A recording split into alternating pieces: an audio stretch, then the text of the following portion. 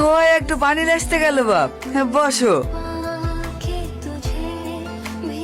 কি ব্যাপার আপনি?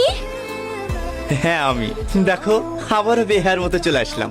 আসলে কি জানো তো, তোমাকে আমি সত্যিই অনেক ভালোবেসে ফেলেছি। এই বোকা মনটাকে যতই বোঝাই তবুও বারবার বেহার মতো অপমান হতে চলে আসে। করো, অপমান করো। আজ 2 মাস হয়ে গেল তোমার দেখা পাইনি তো, তাই অপমান হওয়ার জন্য মনটাও খুব ছটফট করছিল। বিশ্বাস করেন, আমি কোনোদিন আপনাকে অপমান করতে চাইনি।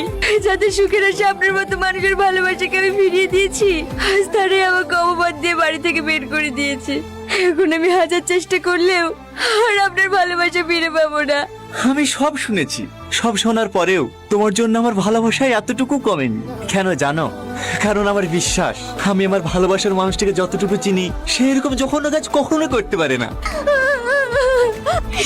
বোন, কি ব্যাপার ভাবি তুমি?